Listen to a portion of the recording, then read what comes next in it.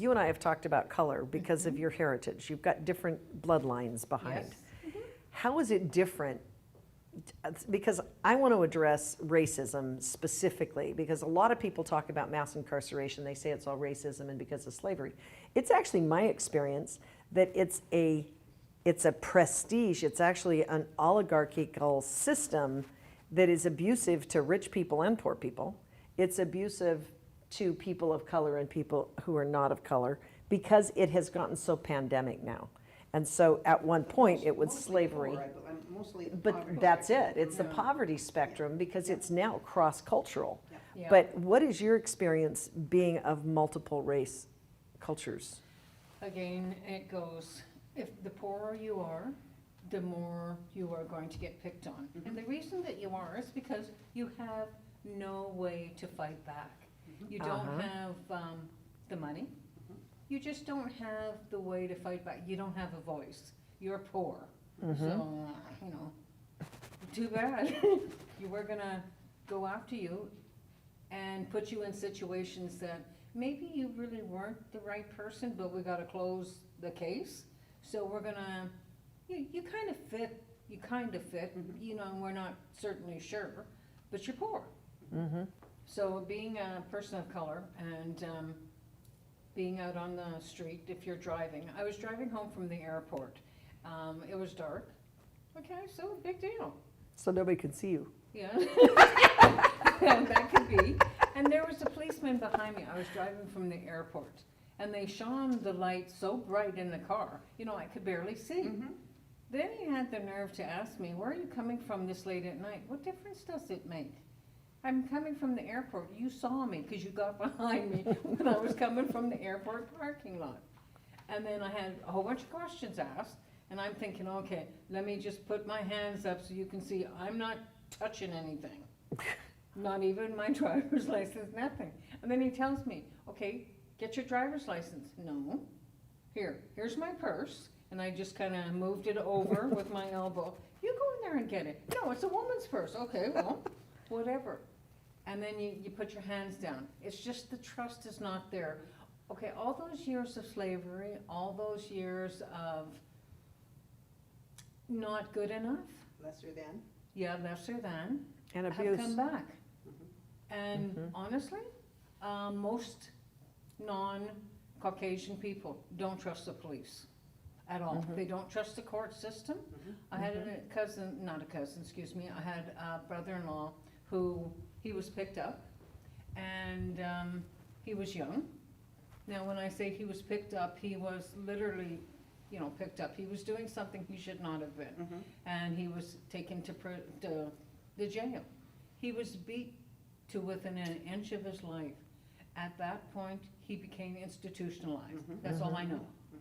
You know, this is what I know. So whenever I do something wrong, I'm gonna get beat. He didn't do anything to hurt anybody. Yes, he did something that wasn't quite right, and yes, he's paid the price, but not like that. Right. And it's back being like that again. Honestly, when you drive down the street, you know, I look, okay, straight ahead. I don't look left, I don't look right unless I'm looking in my mirror, because you don't know what the other person's thinking, because you're gonna get called on. The police are gonna come anyway, because someone's gonna phone and say, hey, you know, I saw this person driving. Okay, so you see a lot of people driving, but they do, again, I think it was a brown person or whatever you wanna call it, not driving properly. They had a cigarette in their hand, they might have had something in their hand. They were doing something that distracted driving in their, I guess, perception. And then all of a sudden you get stopped for whatever reason. You cannot question the police, because then you're resisting. Right. And then they'll go after you.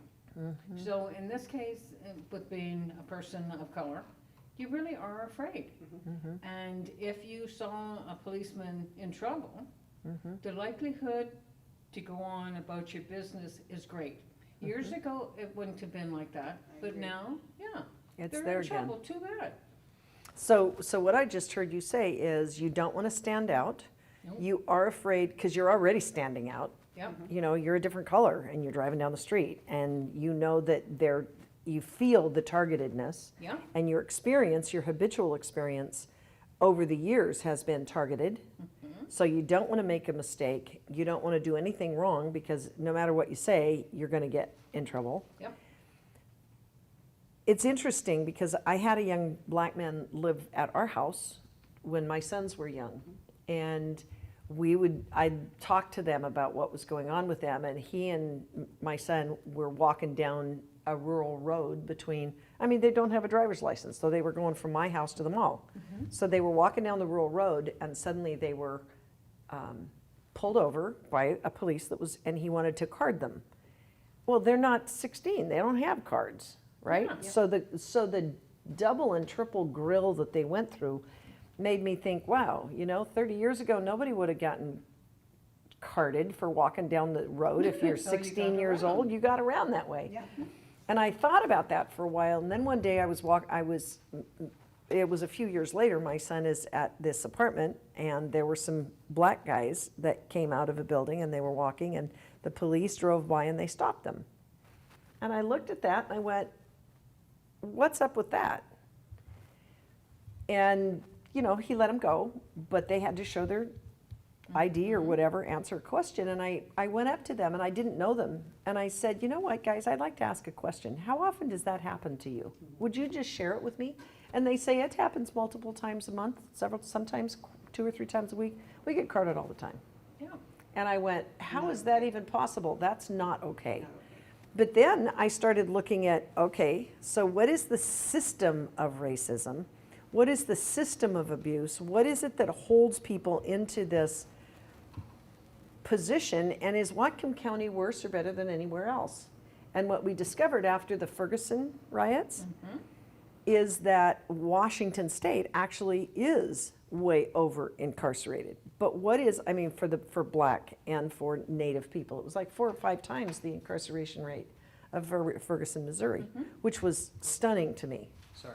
So even if we are in this compressed system of excessive racism, what is the solution? The solution's the same. The solution is, how do we go back and build a different system that is not based upon punishment, penalty, taking away freedom, punishment, penalty, taking away freedom? What if we flip that upside down and say, okay, how do we stop the abuse and how do we rebuild it? So let me ask you a question as a grandmother, okay? If you could actually solve the problems that we have, if you had a magic wand and could say, okay, if we could change this system and you didn't want to label it as patriarchy or oligarchy or whatever it is, what is the best solution that we could bring to this community right now from a grandmother standpoint? Well, I think that first off, we need to go back to, it takes a village to raise an individual, because it does. We have no community. You don't know who your next door neighbor is. Sometimes you do, but most of the time you don't. And it works the same way in countries. So going, back and forth across the border, everybody has something to offer. But kindness is one thing, respect is something else. And just to know that not everybody is out to do other people in. We have something to offer.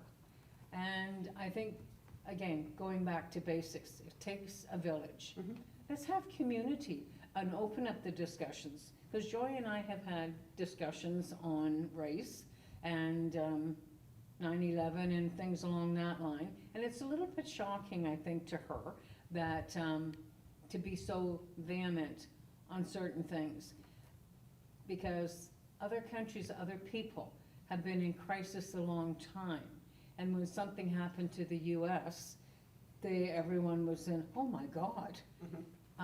But it's been happening to other people, oh my God, for a long time, right? Yeah, so Yeah. for us, it wasn't as big a deal on certain things. You're getting, and I don't like to use these words, you're getting paid back for being a bully. And our systems are about that. That's Yes, right. it is about And we can bullying change people. that. Yeah, We can change that because the corporations have become the bullies and they've become separated. Yeah. And corporations, I want to say this, corporations are not necessarily free enterprise. All corporations are not created equal. No, they're And not. all corporations, we all do business. The county, the county corporation is a corporation, but it was designed as a community business where we could work Community. together Yep. as a community to help ourselves in crisis. And in the last 30, 40 years, it's flipped over to where the corporation has become the income generator, and the jail industry has become the income generator for the corporation, so they can get more money to do things that aren't sustainable. Punishing people isn't sustainable, it's No. expensive, and it doesn't work. Yep.